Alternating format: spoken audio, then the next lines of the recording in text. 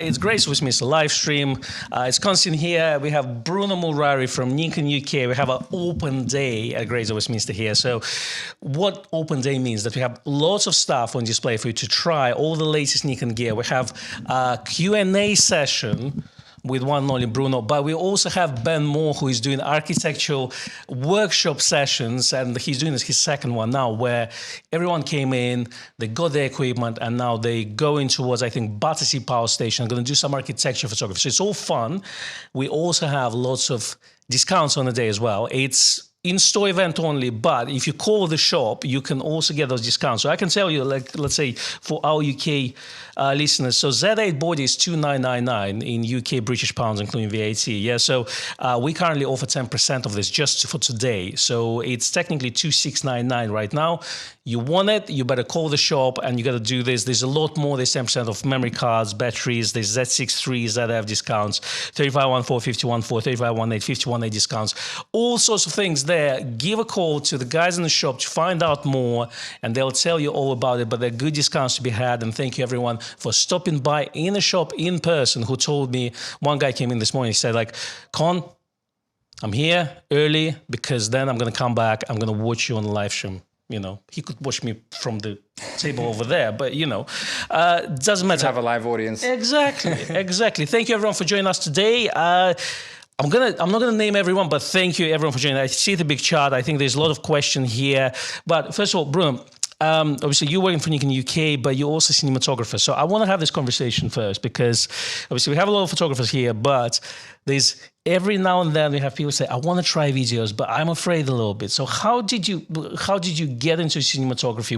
Did you choose photography first and then switch to video later? What was your decision? I think actually, yes. So as much as I tend to focus on video these days, the start was actually with photography. So I started with a kind of a hand-me-down D3000, which is, funnily enough, didn't do any video at all.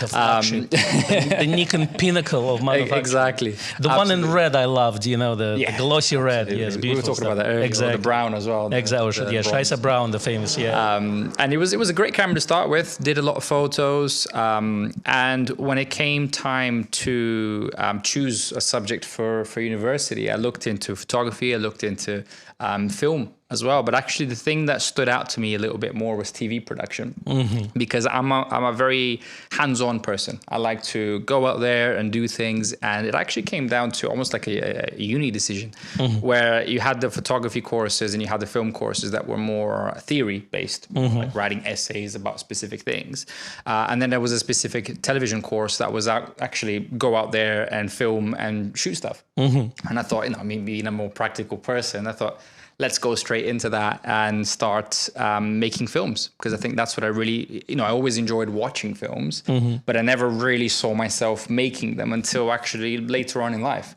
I wish I could sit here and say, oh, it was always my dream to become a cinematographer, but actually it all started with photography and just a thing that I liked, and you know, I never saw it as a career.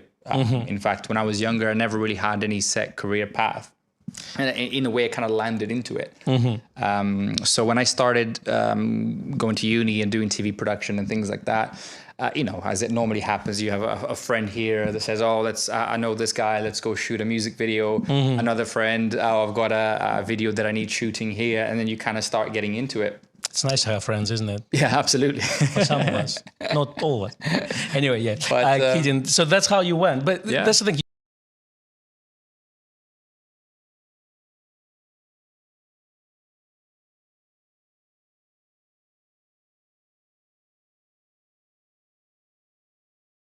Understanding for a lot of photographers, they're really afraid to get into video side of things, and a lot of cameras now have video by default. If you look at especially Gen 3 cameras, they're also effectively hybrid cameras. They're not advertised as such, but the video functionality is up there. So like, demystify this for us. So can you do as a single solo photographer start and get into video production? Yeah, absolutely. I mean, photo and video are very, very similar. You can be just a single person, point and shoot, and off you go. You know, in fact, there was one of our customers downstairs, and he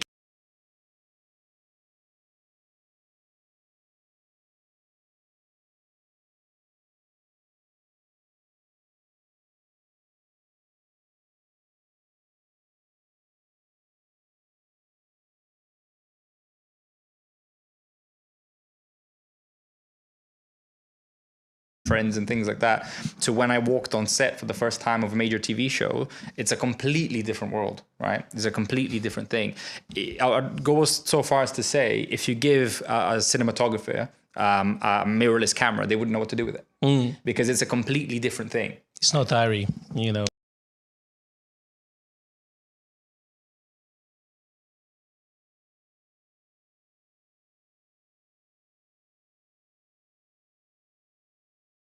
Yeah, absolutely. Absolutely. Because also it's not just about videography being cheaper, it's about also full frame. So if you think back to 2012, for example, pretty much all of the cinema cameras were Super 35. And for those of you that don't know, Super 35 is a DX crop, right?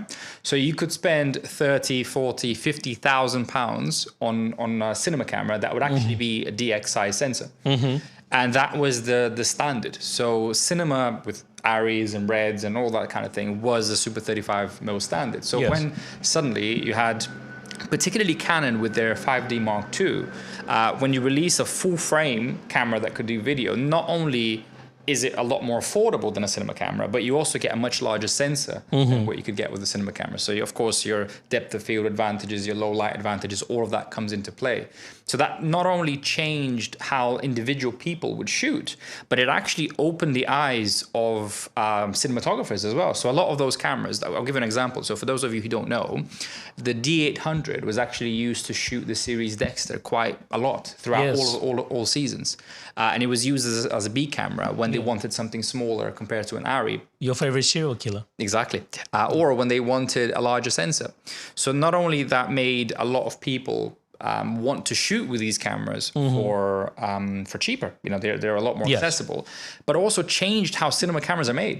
Right? That's right. So if you look at cinema cameras now, a lot of them are full frame, right? That's true. And that all started because people saw that it is possible to have filmmaking in full frame. And that all started with D800, 5D2 and those cameras back in the day. But I actually started filming on the D7100. D7100. 7100. So APS-C or DX, as we know it, is effectively a Super 35 in film terms. Yes. So because again, a lot of people think that cinema is actually full frame. Yeah, no. For the longest time, full frame cinema is actually something that we've only seen in the last 5 to 6 years. It definitely, it's not a long-term thing. It took a very, very long time for any cinema camera manufacturer to actually go into full frame. And in cinema world, it's actually not called full frame. They call it large format. So you have, for example, the ARRI Alexa Mini LF. Right? The LF stands for large format. Essentially, it's a slightly bigger version of a full frame sensor. But the reason why they call it large format is kind of equivalent to the photographer's relationships with medium format or large format photography. It's not the standard, it's bigger, which is why they call it large format. But also we photographers, and we're a little bit snobbish, and we say, well, I shoot full frame and I will never go back to DX. But you have a red camera. Yes. So you got red Komodo, and it is a Super 35, aka DX sensor, global shutter. Explain us, again, as I say, from our point of view as a photographers, where like, oh, we're just shooting full frame.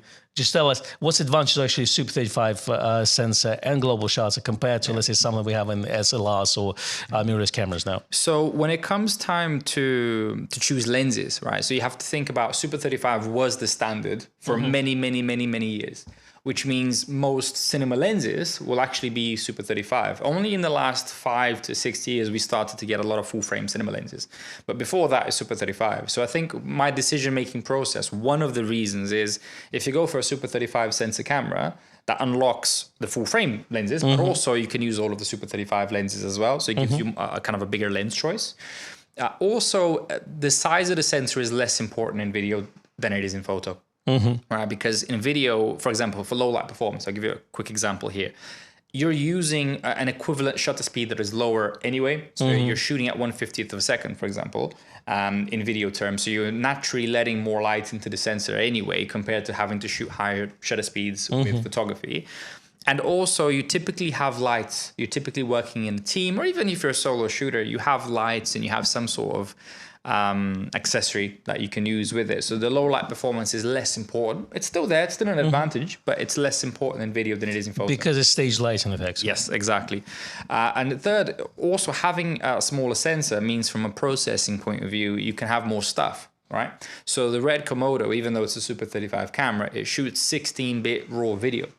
Right. So if you look at most stills cameras, they're shooting 14-bit stills. Yes. So 16 is better than 14. Exactly. It captures more detail, information. more Absolutely. color. Exactly. Absolutely. So for me, the decision-making process, for the same price, I could have gone with the full-frame camera. But the reason I chose the Red Komodo is having that 16-bit raw color science is absolutely fantastic. It gives me a lot of opportunity to push and pull shadows and highlights, but ultimately it's just the quality of the color. On filmmaking bodies, so your Reds and your Arris, they all have a much more natural film look compared to digital sensors. So it's also the color science behind the sensor that's really They try to make it look like film. Yes. It's never-ending quest of trying to make digital look like film, isn't it? Exactly. But the interesting thing is that is a phenomenon that's happening more recently with photography, whereas with cinema, it's actually been around a very, very long time. True. So even from the first Arri Alexas or the Amiras and older digital Arris, they always were very well known for having that film-like look to the sensor, because that's something that they specifically went for, and that's something they tried to do with all of their cameras, because cinematographers were actually, just as photographers are, reluctant to move from film to digital. So when the digital came, they had to match the film look as closely as possible, because that is more important for a filmmaker, the look, than it is for the photographer. Because the photographer is used to being able to edit to a greater degree than you can with video. Right. So with video, even if you have 16-bit, for example, the total amount of things that you can change are usually lower. Because if you think about it like this, with photos, you edit one picture.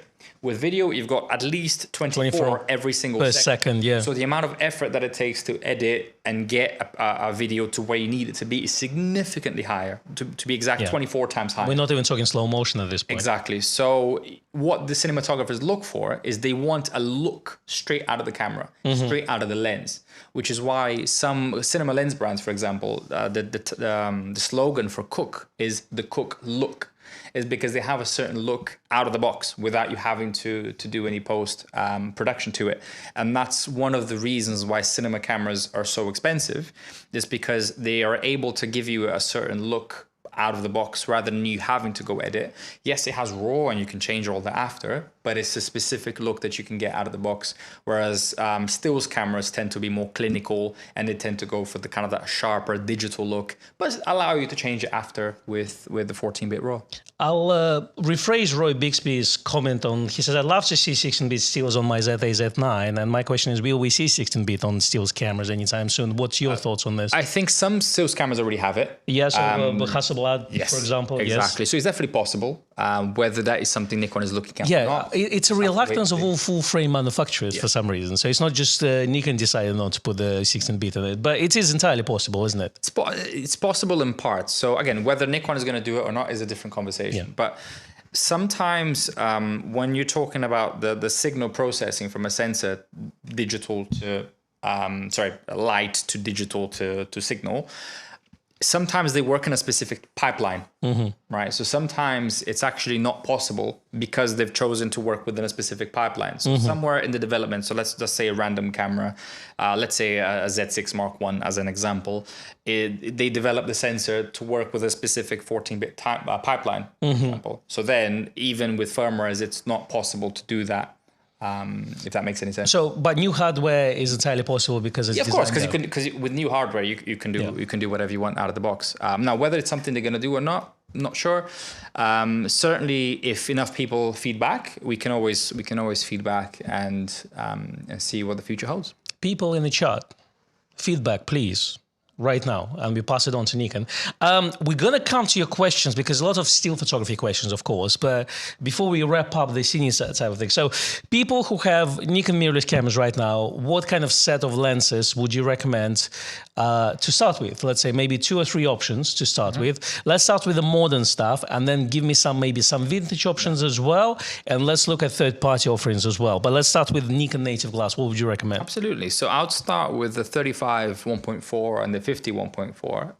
And I love those two lenses. And the reason why is because they were both designed with video in mind. I want to go as far as to say as probably 51% video more than photo. They're both exactly the same size, same weight, and the same filter thread. So for example, if you're using variable ND filters, which is something that's very commonly used for video, you can interchange the filter between those two different lenses. They have the same aperture and the same weight and size, which is important if you're using a gimbal, because then you can just change the lens without having to rebalance the gimbal, which is absolutely excellent. And also, they have a very nice look to them. So I'll give you an example. So the 35 and the 50 1.8 lenses, they're extremely sharp and clinical lenses for photography. Yes. For video, you don't want that level of sharpness because first of all, you can't resolve it. So even 8K video is 33 megapixels. You're still not resolving the full amount of the sensor with 8K video. So you don't want that level of sharpness. Right, especially because you're not going to go in there and edit every single frame. Sometimes you would, but typically you don't edit every single frame in the same way that you do stills. So you want almost like a softer look out of the box. And those two lenses give you that softer look. They give you more character. They give you more flaring, which I think is really, really nice for video.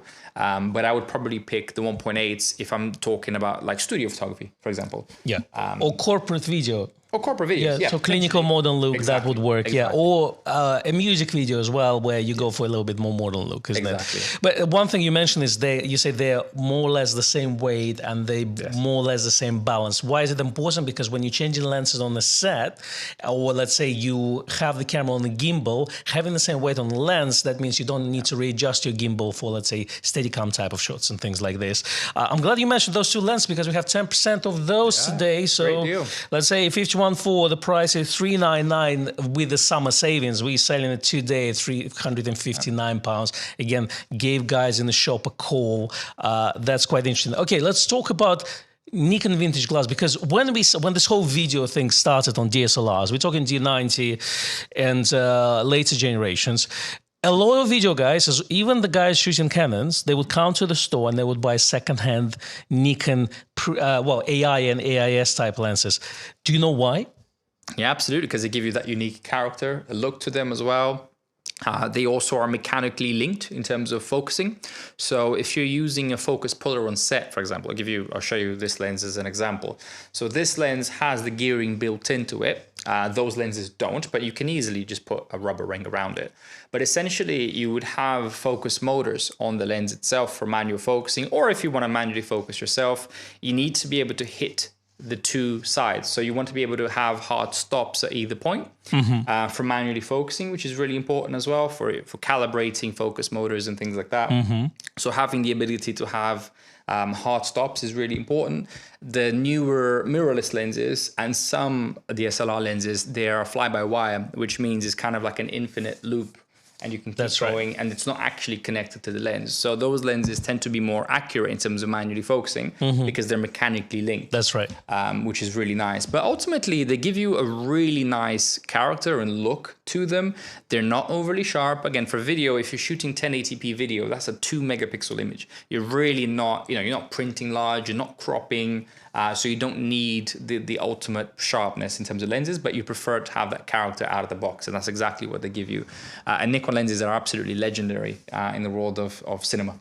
That's right. And you can nowadays 3D print the gears to pair it up, let's say to rig it out, to put it on some sort of rig and change them. All sorts of things you can do. And that means they don't need to be expensive in a way, and in a way you can use them as your stills lens, you can use them as your video lenses. We also in the age now where video gear becomes a lot more affordable, so we got a lot of manufacturers, primarily from China, but a lot of Asian as well. We have Laowa, we have DZO, we have Semyan, Mikey, all sorts of things. So they're releasing a cinema type lens, like Typak released Cinema-RC as well recently, which is designed for cinematography. How do you find them? Have you used any of those at all? They're really good. They're really scary good, I think, for the price. I think in the last couple of years, there's been a massive... Because the third-party companies cracked stills lenses a long time ago, right? But, if you're talking about a big Hollywood production, for example, they're spending millions of pounds on the production. So they usually tended to stick with the name brands for the longest time. But now I think they've just about cracked that market. So these, all the brands that you mentioned are making fantastic lenses that are being used in professional sets all over the world. I think I personally have a couple of the ones that you mentioned. So I own the Laowa Probe lens, which is a completely unique perspective of lens. That's the one they use for food photography. Yes. It's like a big long stick with a lens at the bottom and it's attached to the camera. So if you see any like burger commercial, like fast food or beers or something, that's the stuff you exactly. kind of and see the lens there. itself is waterproof at the tip, so you can actually put it inside liquids and things like that. That's pretty cool. And it has a little LED at the front. So it, if you're putting it inside somewhere quite dark, you can just light that up and change the color temperature of the light on there, which is really interesting actually. So actually, you can do a quick underwater photography as well. You can. It's just a tube, so it's a very long tube, and you've got the back of the lens here. So the tube is waterproof, but not the back. Oh, I see. Yeah, very interesting. So yeah, you can just it's designed for it to stick it in beer and drinks and stuff like that. So lenses like that are absolutely. I mean, if you think food photography or food video, you think Laowa lenses, generally speaking. They've got the original Probe, which was a massive success, and then now they've got the second generations, and they've made a couple of different versions as well. They have one that is a peri probe, which basically works like a periscope of a submarine, which is kind of like an L shape. That's cool. Which is really cool. So they're really taking the market by storm. They've got other brands like Samyang as well, which I have some. I have a set of Samyang zines, which are very good value for the money as well. But yeah, it's never been as good as it is now, basically, in terms of getting into cinematography. It's never been so affordable. You've never had so many options, and cinema lenses have never been so affordable. So it's a perfect time to get into it. All right. So to wrap up our cinematography conversation, and then we're going to move to your question in the chat. What are, let's say, top, 3 or 5 accessories would you recommend for aspiring videographers who are getting into the game right now? So what do they really need to invest? Apart of the camera and lenses, of course, what else is there? I think a good monitor. Yeah. That's where I'd start, right? With a good monitor, you can go a long way, because the screens are only about 3 inches on the back. They're quite small, especially if you're shooting outside. They tend to be quite dim as well compared to a specific dedicated monitor. And sometimes you're going to put the camera in positions where you're not going to be able to look at the monitor. You might put the camera sideways and you might be on the other side. Or you might have the camera really high up on a tripod and you might not be able to see the monitor. Even if it is a flippy screen, sometimes it's really difficult to see. So I'll definitely have a monitor for sure. 5-inch is a really good place to start if you haven't had a monitor before. And then a couple of the ones that I can recommend, you've got Portkeys, which does a really good job with 5-inch monitors. You've got Atomos as well, which does the Ninja series, which is really good as well. You've got Blackmagic Video Assist, which is also another good monitor that you can use. So those monitors are all really good. Depending on which camera that you've got, so for example, if you've got like a Z6 II, Z6 Mark I, you can actually unlock extra shooting functions by using something like a monitor/recorder, which is a monitor with a recorder attached to it. And it allows you to do log video or raw video and things like that. So definitely start with the monitor and just check which camera you've got, because you can have certain things that are unlocked by using an external monitor. I'll give you an example. If you've got the Z8 as an example, you can get the Shinobi 2 and that will allow you to touch the monitor and the camera focuses. Oh, I see. Which is really nice. Or if you've got the Z6 Mark II or the Mark I, you can shoot N-Log to an SSD drive externally, which is really nice. Just make sure you check what camera you've got, and then you might be able to navigate to a monitor that will work best for you. So that's the first thing. The second thing is a variable ND filter. Okay. Right? So with video, you typically don't change your camera settings because you're moving through space. So your shutter speed, for example, you can't change because that's to do with motion. Your aperture, you might want a specific look. So you might want to blur the background. You can't really change your aperture if you're trying to blur the background. That leaves you with just ISO, which you can't go all the way up because then you're going to get a lot of noise. So the only other way to control exposure would be with an ND filter. So having a variable ND filter that you can easily swap and change on the flies is very, very important. If you can also use regular ND filters as well, square filters and things like that. But if you're a run and gun type of videographer, typically a variable ND filter works really, really well. Roy had a question, just because he's asking, are we talking about field monitor? Yes, field monitor, exactly. Yes. And thank you very much, Vince, who says, did I hear Bruno say there are beef-proof lenses? I mean, thank you very much, Vince. We appreciate it. And Coffee Fund or Water Fund, Stay Hydrated Fund is open. You've mentioned. Sorry, I've completely lost my train of thought. You were talking about field monitor and after that Variable ND filter. So variable ND filter, yes. So to again explain it from our Stills point of view, if you want a shallow depth of field on a bright sunny day, you want to shoot at 1.8 or 1.4. You buy a variable ND filter. That's the thing. You can buy them for the size of the lens. Right. But a lot of people buy step-up prints and they just buy one, the largest circle filter, let's say 77 or 82 or 95, and then just swap the lenses. So there's different ways to use it. And obviously for videography, you got some at the back if your mount allows for this, or you can buy a matte box which has a square ND filters built in. I heard that the lighting either makes or breaks the shot. Is important? Same thing with photography. Yeah. It makes or breaks the shot. With video, I would say there are more things that you can do with video in terms of individual subjects, right? So a video that you shoot yourself, architecture, for example, doing a video of architecture yourself versus with a team, the result is going to be quite different. So with photography, you can think of it like this. Every genre of photography times 2, because doing it by yourself and doing it with a team is going to give you wildly different results, right? So with choosing lights, the first question is, how are you going to be shooting? Are you by yourself? Do you have a team? Do you want to specialize in lighting? I mean, the role of a gaffer is there exactly because of that. Is a person who literally, their job is to do lighting full time. So, I know gaffers that have a whole van, talking about big transit van full of just lighting kit, because that's just all they do.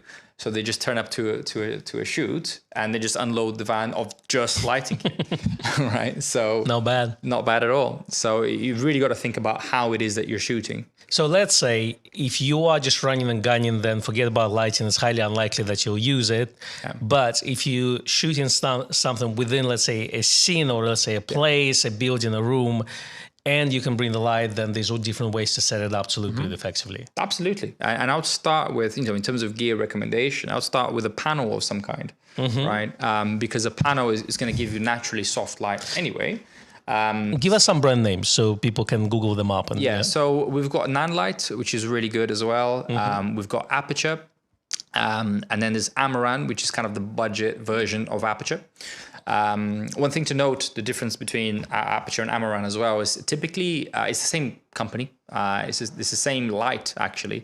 So I'll give you an example. So one of the lights that I have is the Aperture 60D, which is a 60-watt LED cob light. And there is an Amaran version of that same light, which is the Amaran 60D. And effectively, the light itself is exactly the same. The Aperture version is full of metal and waterproof. So it's designed for professionals in mind, and therefore it's more expensive to be more reliable. Exactly. And then you've got the Amaran, which is exactly the same light, same power, but more plasticky, basically. So you got Tesco Finest, Tesco Basic. Yes. Yeah. Okay. Exactly. So here we go. Yeah, and then Nanlite just has kind of one system, and then a lot of their stuff is waterproof by standard. So and those are good to go brands for videographers. Very, very good. Nanlite and Aperture, probably the two best in the game right now when it comes to continuous lights. Again, I mean, the prices are not as expensive as they used to be. No, that's another thing. Lighting's become massively, massively cheaper in the last couple of years with the advent of LED technology. I remember and this isn't that long ago. My first lights that I ever owned were a set of Arri Fresnel lights. So it was a big box. Not bad for the first light. No, not bad at all. But they're actually surprisingly affordable for what they are. Okay. Right. So when you think Arri, don't think 50K. I don't have that much money. It's like when you say Arri, it's like I'm thinking like Leica, but even more expensive than Leicas. You know what I mean? Just based on the name. Yeah, you can get those Fresnel lights for under £1,000. Okay. Yeah. That's reasonable. So for a set of them, probably a couple of grand. Yeah, they're not as expensive as they used to be. But essentially, those lights, they were basically big Arri lights like this, and they generate a lot of heat. So I may have burnt myself once or twice on occasion, just because they get incredibly hot, right? So to the touch, if you need to move the light anywhere, you have to wear gloves. You can't just touch it. Also, they draw a humongous amount of power. Right, so you have to be careful. You can't put too many of those Arri lights within the same room. In one socket or something. In one socket, otherwise you're actually going to trip the electrics of the whole house. So there are lots of things to keep in mind. And also with those Arri lights, you have to gel them. So for example, you're only going to get one color temperature out of them. So you have to actually use a CTB, CTO gel in front of it to actually get you to the right color temperature. Barn doors and barn all this. doors, Yeah, exactly. Yeah. If you want color, forget about it. You need to put a red gel or a green gel or try to get you somewhere. It all sounds so like 20th century because we got LEDs now. I mean, again, LEDs started, they didn't happen yesterday. When D90 was released, they were cheap LED lights, but they were atrocious in terms of quality. Yeah, exactly. I remember I was shooting with them, and then I couldn't get rid of the purpleness on the color on the skin. Yeah, absolutely. And now, we got a normal light, which is color balanced, and they're very good at a very good price. Very bright as well. That's the thing. LEDs used to be quite dim before. You can buy now up to 600D, isn't it? Well, 600 watts. There's more. There's 1200. Oh, these are 1200 now. 1200, and then they have an XT24 series, which is well over 2000. So they have, But again, it's not going to draw much power because it's LED. You can plug it into a home socket. The equivalent, the old HMIs from ARRI, you couldn't plug them into a regular socket. The actual socket is the industrial types, the big blue ones. I forgot the name of what they're called. So you actually had to have a specific power on set just for that light. There's a portable power line just arrives next to the No, you need to have a generator of some sort to actually operate that light. Whereas with the newest apertures, 1200D or something like that, you just plug it into a socket. Of course, the ballast is still massive. You still get the massive ballast, but you can plug it into a UK standard socket, and they'll work with the similar amount of power to the old ARRI ones, which is excellent. And also as well, they're completely waterproof, which is great. That's amazing. Stick them outside in the rain and everything, and no problem at all. All right, so buy an external monitor, buy a light, and buy a ND filter, and that's a good start. Yes, absolutely. Maybe a storage as well. So because if you're gonna shoot a lot, you may want to get a few more memory cards or bigger hard drive. So brilliant. So we now wrap up with the cinema stuff. I know you guys love it. We're now gonna ask you some questions on Nikon gear from the chat. Gonna break for a little commercial break. Nikon Owner magazine, £10 off. It's $29 for digital subscription, and you get the shiny pen. I was told to say that it's very shiny. Ooh, you see, yeah, you can have that one. Oh, thank you. It's got the Nikon Owner on it. Wow. It comes with a fancy case as well. Who wrote marketing for me? I have no idea. Now to your questions. Okay, enjoy. All right. People say we might sell a lot in the shop today because of those discounts, and we do actually. Yeah, there's, as I say, they don't come in. It's basically cheaper than anywhere in UK right now, and it's just because it's something we do with Nikon today as an open day. So definitely, if you can't come in, give us a call. Give us a call. If I didn't already have cameras, I'd be all over that deal. Well, that's the thing. That's the thing. I mean, I have Z8. Do I need a second body? That's another question. All right. Paul P says, hi, Con, like to Z5 to review. Good to see Becky again. She's around once a month. We meet up and we do things.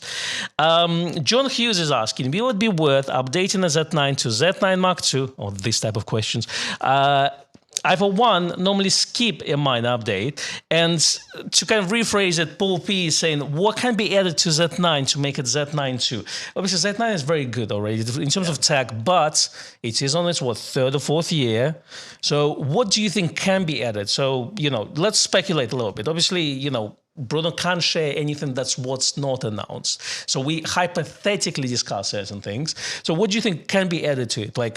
Do we need global shots on Z9 Mark II, or do you think it's its own thing? Do you think we need something else? Autofocus? I think it depends on, because also we have to look at who is the Z9 for, right? Yeah. Ultimately. And the Z9 as a concept, as a camera, is designed primarily for press, for sports, for that kind of shoot. It's great. I mean, you can whack everything on the Z9 and make it the camera that does everything. But ultimately, you almost have to tailor that camera for a specific subject, for a specific thing. Yes, but keep in mind that the Z9 was a first Gen 3 camera that was released. So it's sold to a lot more people than just sports and reporter photographers. So I think a lot of people who are asking this question, they bought this camera because it was the first Nikon in that generation. Yeah, no, I mean, I bought it for video. So there you go. It's a completely different thing.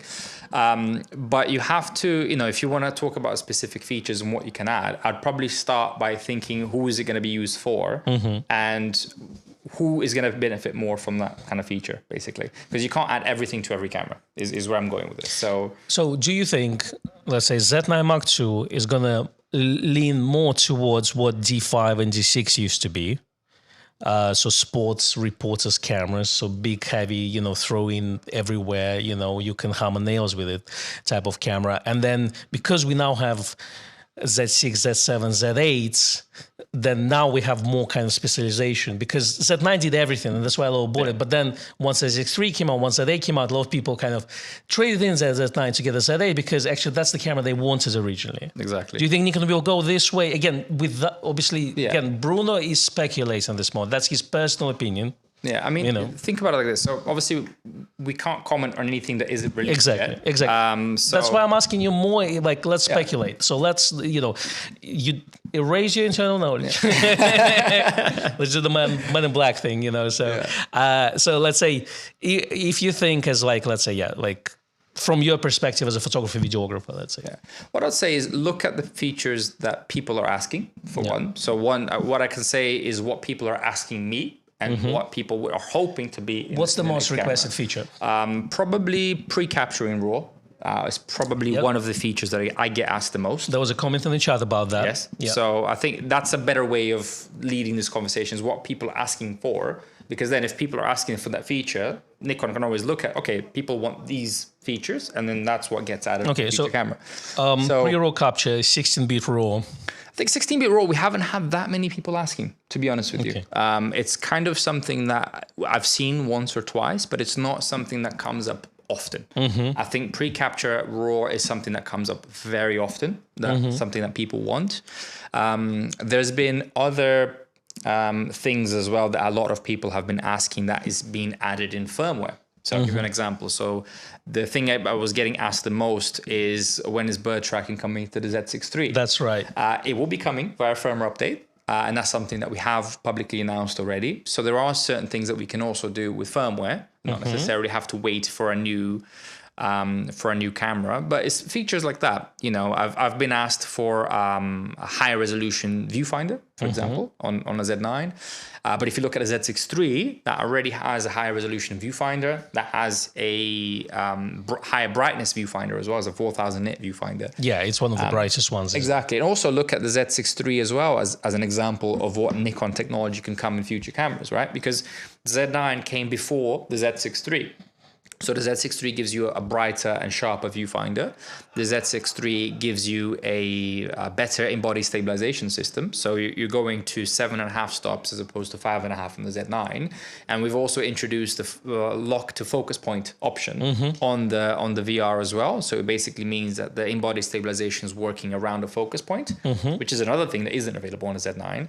And imaging cloud, which is a new feature that we've introduced with the Z6 III. Imaging cloud. Oh, imaging cloud, yes. Yes, which essentially allows you to download automatic firmware updates directly to the camera from the internet without having to use a phone or a tablet or a laptop or anything like that.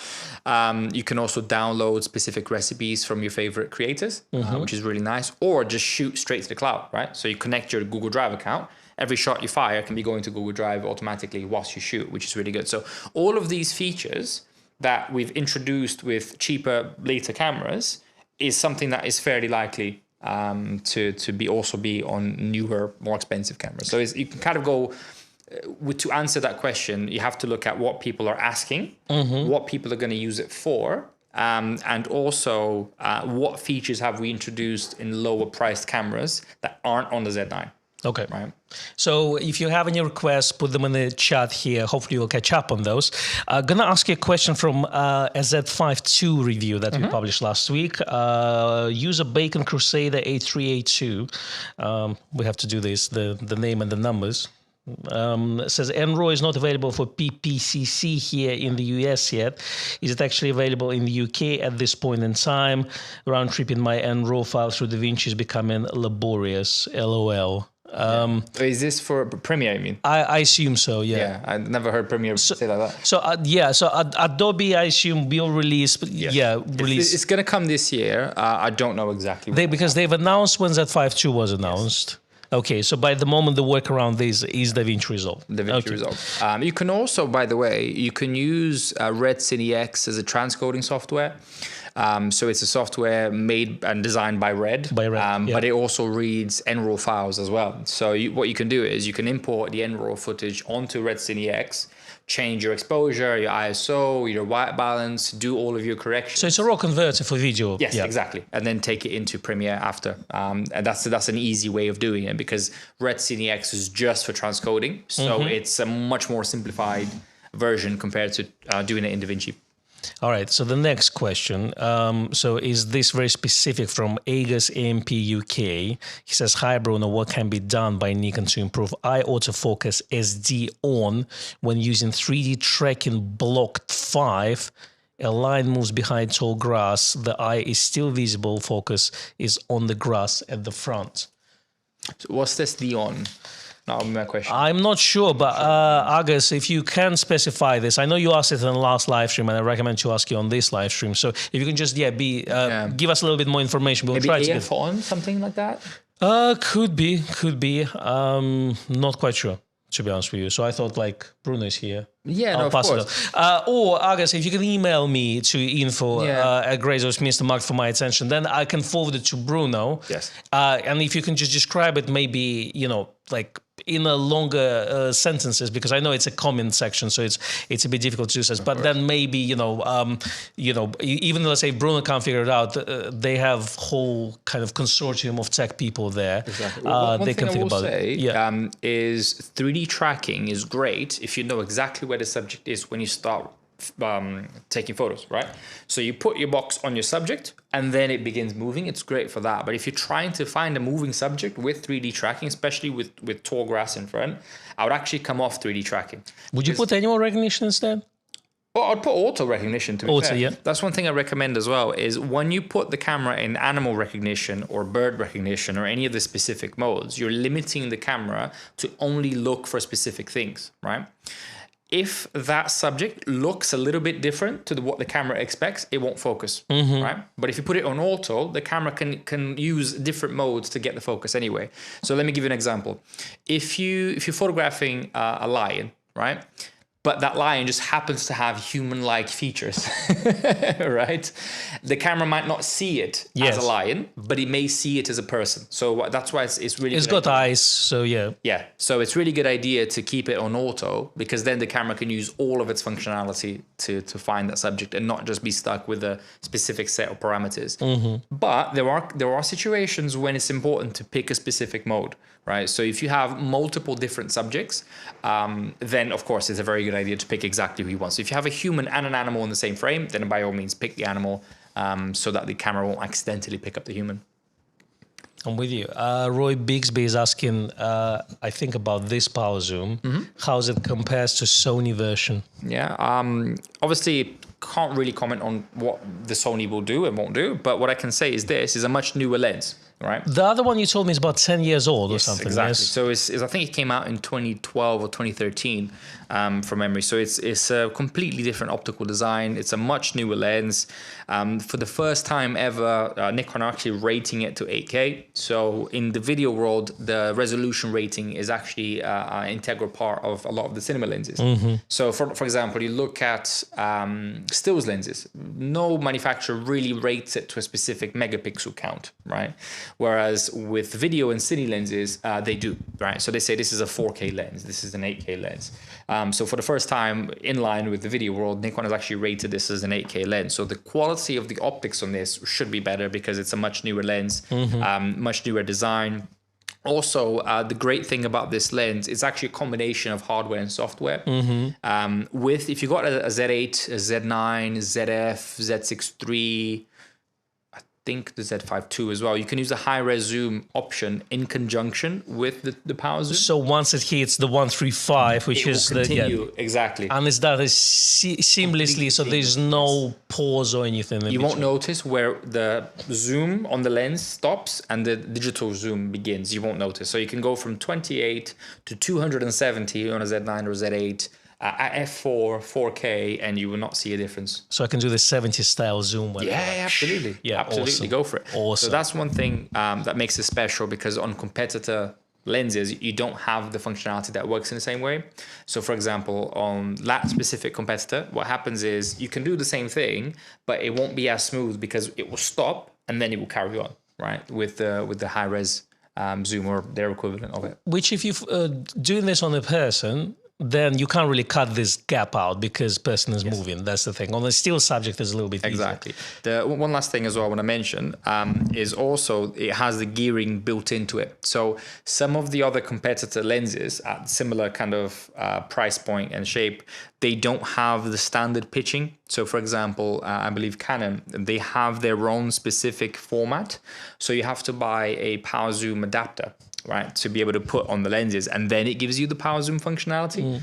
Whereas this one, the power zoom functionality is internal, but also the focus is a 0.8 gear pitch, which is exactly the same as a lot of the cinema lenses and the same as a standard follow focus system. So you don't need any accessories. You could just pop the follow focus on there and off you go. I honestly find it a bizarre decision because it's one way to alienate your customers because, if you have to buy additional accessories just to use your lenses, what's the point? Yeah, and also if you look at it on the table, it's actually perfectly balanced. I can't get it to tip either way. Similar to 100 to 400, right? So it's... But this is actually even more. So it doesn't matter where you zoom in. So let's say if you are at 28 or 135, the center of the weight is the same. Yeah. The weight only shifts by 2 millimeters. Right, so, which is nothing, basically. Exactly, which is absolutely nothing. So if you're on a gimbal, for example, it will never be a problem because you can zoom in and zoom out to your heart's content, and it's never going to throw off any gimbal, basically. On a personal level, I was looking at some third-party Chinese manufacturers zooms that are currently available for cinematography, and they all price. First of all, they're going to be okay. They're going to be one-stop bright aperture, but you're going to buy two lenses just to cover the same distance, and you're going to pay much more than the price of this lens. So actually, like, I thought it was expensive lens, but in the video lens terms, it's actually not that bad at all. No, absolutely. And you got those focus if you shoot with Nikons with them. Yeah, it's a very high quality lens, super sharp, great on a gimbal. It's a very nice all rounder. You know, if you do events capture and weddings and things like that where you need a flexible lens, this is absolutely great. I'm with you. So next question is from Eric Laurie. He says Nikon apparently is #1 in Japan. Is it just Japan, or are we seeing this replicated in the markets like USA and the UK? What's the situation in the market share? Like, do you see Nikon gaining share over the, let's say, last couple of years? Yeah, absolutely. I mean, I think Nikon, there hasn't been any major shifts in market share for the last couple of years. So all the brands are in the same place as they were. But what we're seeing is we're definitely gaining. We're definitely gaining market share, which is really good. But of course, it depends on camera releases and it depends on year. And there's many ways that you can look at market share. I would say, for example, we have a very strong market share when it comes to full frame cameras. So if you take out Micro Four Thirds and DX and all of that stuff, and you focus just on full frame, then we actually have a significant market share when it comes to full frame, much bigger. But if you account the market as a whole, then we're coming in at #3, basically. So from cinema type of things, obviously we have dedicated cinema cameras like C70, C80 from Canon. We have FX3 and current FX2 launch for Sony. Nikon doesn't have a dedicated cinema cameras. However, they have Z6 III and Z8 and Z9, which are fantastic for video. We've got the Komodo X and the Raptor X. And, well, which is $2,500 at the moment if you buy EF mount, which is absolutely incredible value for money on that. But are we going to see dedicated Nikon camera from Nikon, Cine camera from Nikon, which is going to be Z8 with a gray paint on it or something, and the word Cine written all over it? Are we going to see something like this? What do you think? Obviously, we can't comment on future upcoming releases, but what I can say is that there is a big emphasis in video, right? So if you look at even Nikon's financial reports and statements and things like that, there is a significant push and drive internally and of course externally as well to bring Nikon into the video market. Of course, these things come one step at a time. So acquisition of Red is one step, making the Red camera Z mount. It's another step, releasing the Z Cinema branding in conjunction with Red and a power zoom lens like this. Bruno, we're on the internet. It had to happen back in 1984. You see what I mean? The internet can't wait. Yeah. Do you think this is the year? There will be a lot of stuff going forward to do with video. That's as much as I can share. So don't buy your Sonys yet, or Blackmagics, or other cameras. Ian Mooson was in the shop this morning. He said, "Good afternoon, everyone. It was great to visit the shop this morning. Thanks to everyone. Grace is fantastic service as always. Also, Ben and the photo walk and advice from Bruno for video was fantastic." Thank you, Ian, for stopping by. Amazing. Thank you so much. It's always good. Today, I mean, you saw it. It's just packed. Yeah. And, you know, Mental. we have our seasonal customers coming to us. We have new customers. We have students coming in as well who are trying out. Someone brought Sony camera today. Yeah. And we obviously had to take it away from them and give Nikon camera. We'll put it in the recycling. That's it. Yeah, I mean, it went straight to the shredder, I think, you know. So, but it's just interesting to see the turnout, and it's definitely something that people enjoy. I guess people love, architecture photography as well. So, I mean, we are in such a unique spot in London where we are close to Battersea Power Station. Obviously, it's a unique architectural object on its own, but we also, there's huge development, obviously, towards Vauxhall Road, towards Victoria Station. We are next to Pall Mall and Buckingham Palace. So it's absolutely fantastic. So thanks everyone for stopping by. And then Bruno is here, and Bruno doesn't come in here very often. When we say Bruno is here, people say, what camera Nikon is going to launch next? Not today. Not today. But definitely thanks for stopping by. Okay, let's see more questions here in the chat. If you have any questions, do let me know.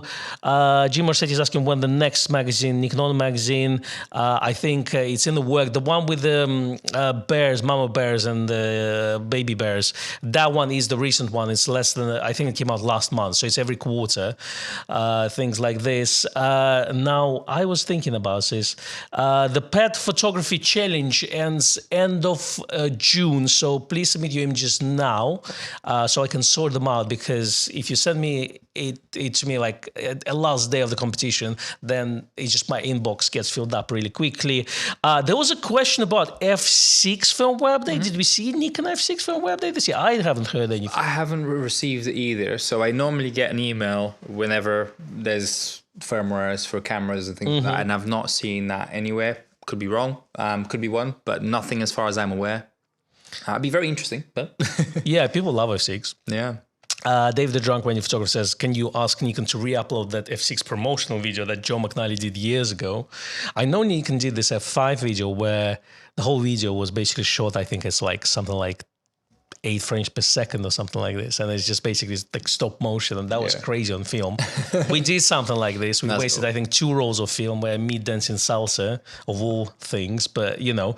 So Paul Hallam says pre-release Capture Raw coming anytime soon. We kind of discussed this, but do you think it's more of a new hardware thing, or do you think it's possible within the current hardware? Again, we just have to wait and see. It is something that we get asked quite a lot. We do feed it back, and I'd say Nikon's been very, very good with firmware updates recently. Whether that's something that can be done in hardware or software, again, that's we'll have to wait and see for that. Okay, SD was subject detection. All right. That's coming back to August's question. Yes. So I think August, just email us, because I remember Roy recommended to check the focus lock-on section. That's what I recommended last week, but it seems like it's something else there. So maybe I'll get to the bottom of it. Let's see. Arnold says, I shoot interior corporate events and now local orchestra. I have 400 to 4.5. That's a nice lens for video. However, sometimes it's too tight. I'd like Nikon to release 300 millimeter f2.8 with built-in teleconverter. This whole thing about 200, 300, 500 millimeter lenses. Anytime, like, is it something that Nikon will release, or do you think we kind of stick to 400, 600, and 800? I think at some point, everything that we had in F mount will come to Z mount. Is most likely a question of when rather than if. Obviously, we can't comment on lenses that are coming or not, but it's definitely something. If enough people want it, it will be there. Keep in mind, we only released the Z mount less than 6 years ago. That's right. And we've got pretty much almost 50 lenses. So it takes some time for us to get everything across the Z. I think we've done a great job of it. I think most of the lenses that people want are already here. But of course, there's always going to be more development. I mean, Nikon is a lens company. There'll always be a lens being released at some point. They're not going to stop. We should be very worried if we stop making lenses. But what those are and when those will be, just time will tell. Yeah, so let's talk about Z8 Mark II. Now I'm kidding. I like how we would say, when is the next thing? Is like, Nikon can't comment on the future releases. But what about this? Nikon can't comment on the future releases. I guess if you ask enough time, eventually the hope is you get something. But that's right. I can guarantee you that Z9 Mark II and Z8 Mark II will happen. Can't say this about Z7 Mark III. That's the one. That one is a puzzle to me. Why there's no Z7 Mark III? Yeah. And I kind of understand why, but there's a need, as I say, for low and slow cameras with a, let's say, high amount of data captured, high resolution, dynamic range. Think about it like this, right? There are many cameras that you could make.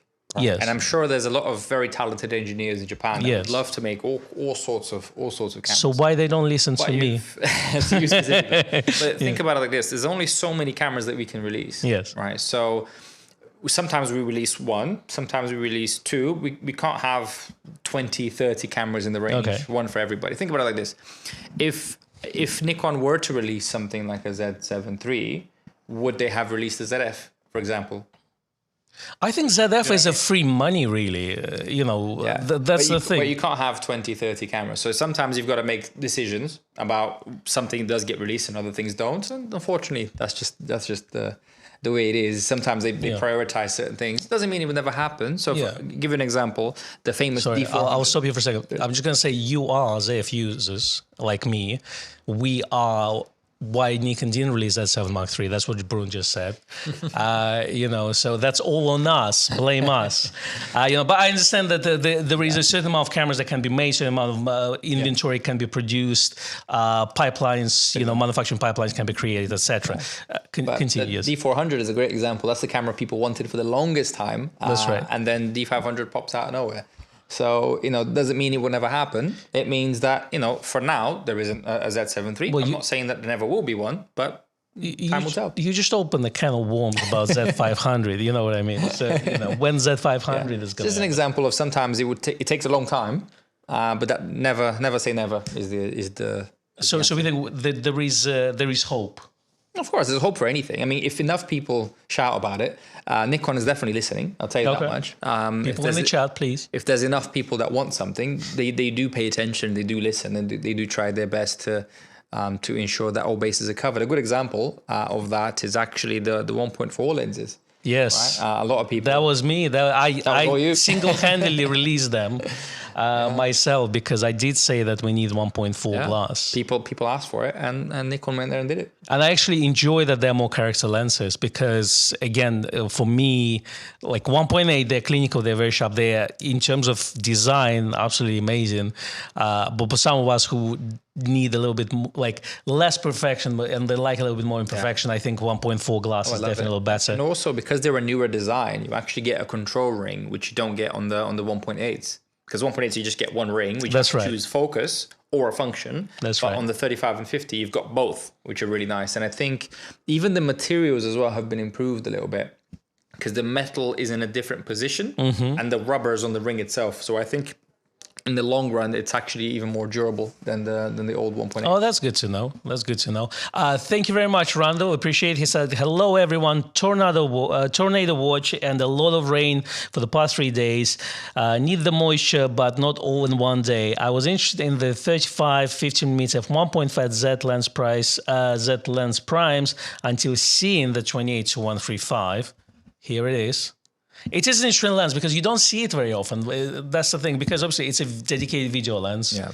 Again, not many shops have them on display. No. I mean, for us, we had a lot of conversations internally about where to even sell it and how to sell it, because if it's the first video lens in the range, professional video lens, a lot of people forget about the power zoom 12 to 28. User Kermit Rehab, interesting name, says only Nikon will know. Is the speed and reliability of Z5 II autofocus on par with Z6 III close exactly the same? I mean, not only Nikon knows, I know. I've tested both cameras. It's pretty good. Yeah, so the detection is identical between the Z5 II and the Z6 III. I'd say the actual speed of focus is probably a hair better on the Z6 III, but very, very small differences. Not enough to sway you one way or another, I'd say. If money is no object, then technically the Z6 III is going to be a little bit faster, but honestly, I can't really tell a difference in day-to-day shooting.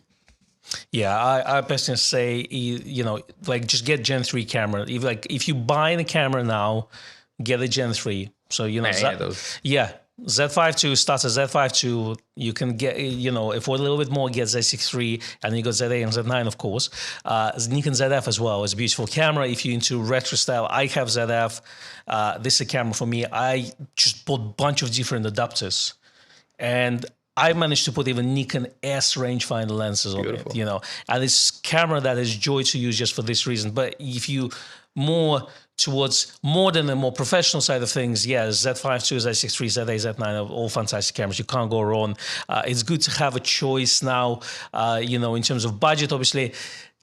They are, you know, like fairly expensive for a lot of people. But again, if you dedicate, like if you're into photography and you will look in a full frame camera. I always look for film camera, especially, you know. But you know, those are amazing options. DX lineup. We're going to see something DX lineup that will bring us towards Gen 3 cameras. Obviously, we got Z52 now. Will ZFC see an update? Will Z30 see an update? Again, can't comment on future releases. What I will say is that any new camera now will be on that platform. So of course, XP7 is the processor going forward. So it wouldn't make much sense for us to go back and release something on an old platform. Yeah, David Moscora says they haven't listened to us. We want a new rangefinder camera. So it's me and you, David. It's two of us. It's better than one. Two is better than one. I can tell you that. Yeah, I mean, comment on the videos, feed it back. We do listen. We do feed it back. And you know, if there's enough people that want one.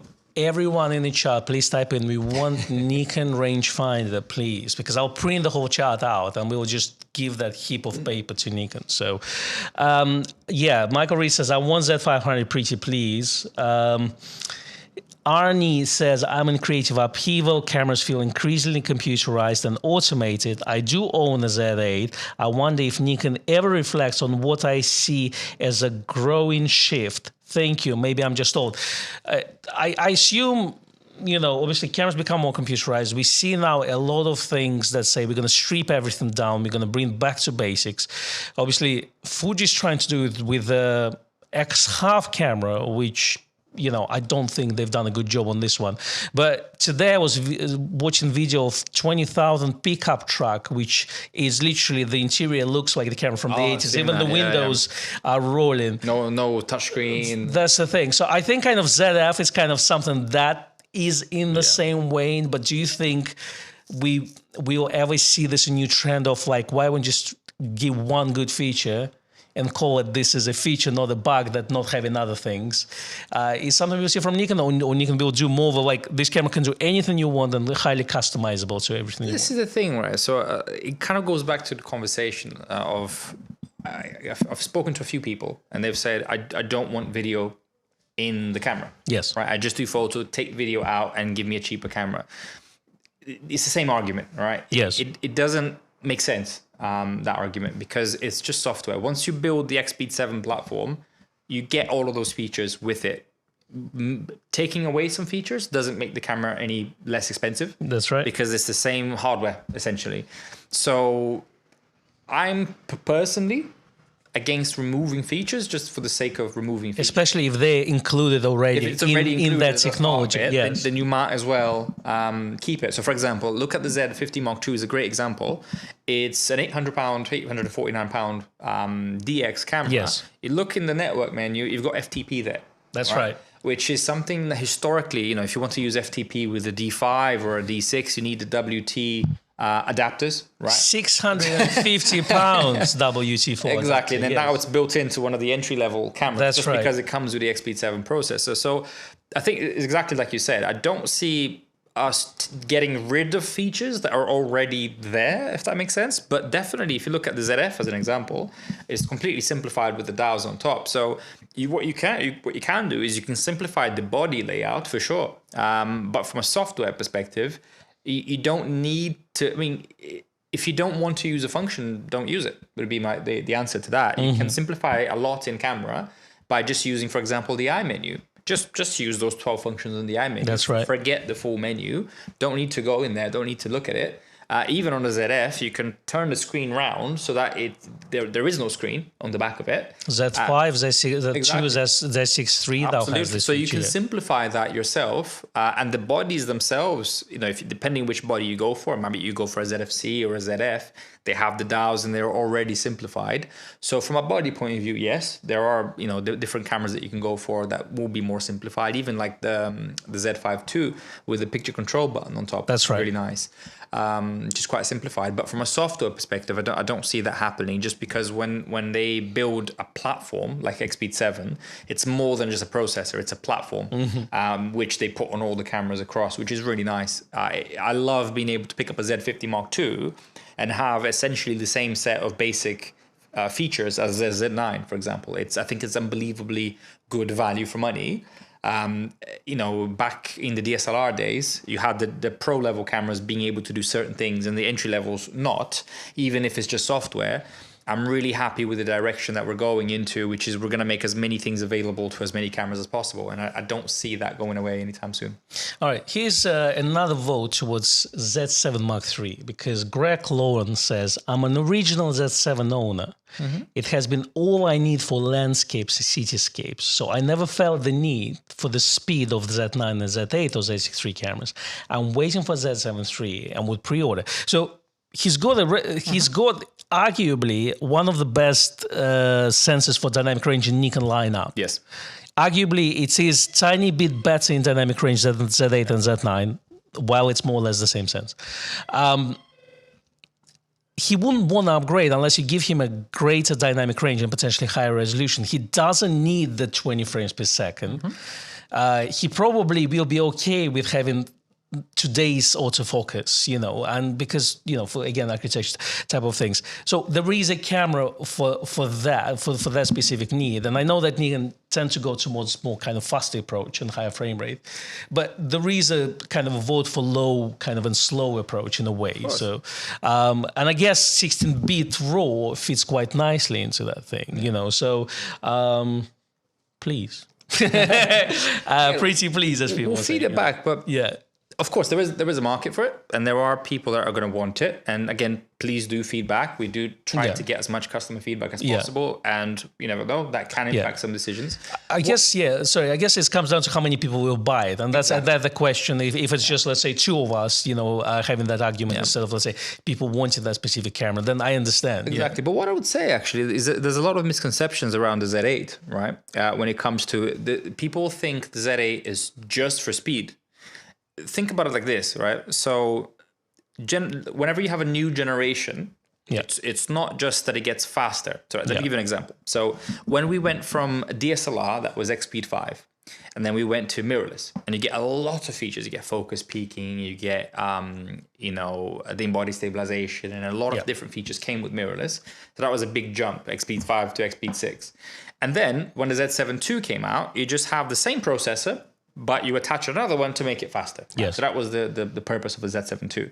But going to X-Speed 7 not only makes everything faster, but it gives you an entirely new platform with a lot of new features that come with that. So if you're looking between a Z7 and a Z8, it's not just speed. No, of course. I'll give you an example with a customer I was dealing with today, and she was speaking to him as well, is there's so many more features that aren't apparent on a spec sheet. Let me give you an example. So if you've got your focus point on a Z7 and you can move it around, you know, and you can do everything you want with it.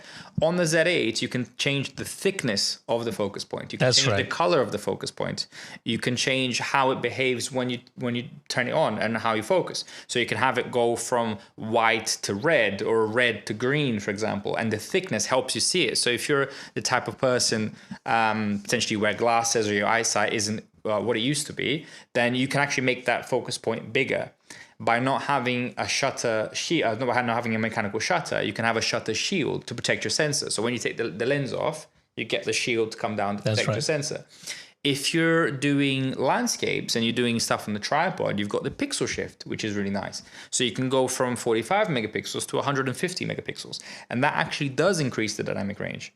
Right? Because you're combining lots of different images into one. So you get better dynamic range and you get more megapixels. Of course, you've got to be on a tripod and your subject can't be moving. No wind, yeah. Yeah, but that does get you that extra feature as well, which is really nice. You get a larger display on top. which is really cool. The viewfinder refresh rate is faster, so the experience of using the viewfinder is more akin to those of a DSLR. You get more customizability of buttons. So for example, you can toggle cycle through AF area mode on the video record button, which I think is a game changer specifically for wildlife, or for landscape as well. There's so many of these little features within the menu of things that you can do on a Z8 that you can't do on a Z7 that overall, although yes, it's the same resolution, overall it makes it a much more appealing package, especially when you consider the price. So now we've got that deal on. It's 2,699 today. That's right. 10% off. That's off the winter savings. So this is the cheapest you can buy it in UK today. So exactly. And if you look at the Z7 II when it came out, it was actually more expensive than that at launch, right? On day one. So yeah, it was. Yeah, that's true. It was 3 something. Look, like for me, Z8 is a perfect D850 replacement. Not gonna lie that. But Greg says, I would love to have the same body as that 7 because that's what I want. I don't need a bigger camera. Of course. And it's totally understandable. And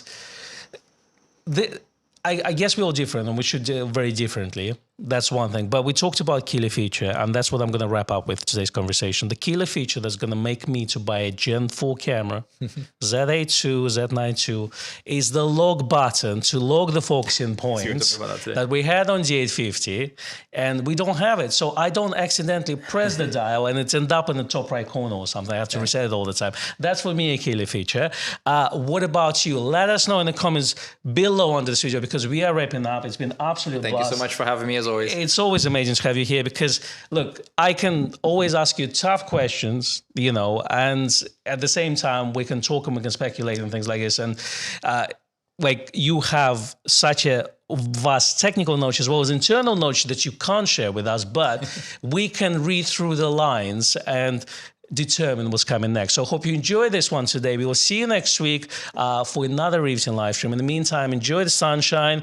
If you want to buy some cameras at discount, give us a call today because this deal runs only today. Talk to our staff. Agus emailed me that technical question, which I'll forward it to you. So thank you very much. We'll see you next week. Cheers. Thank you. Bye.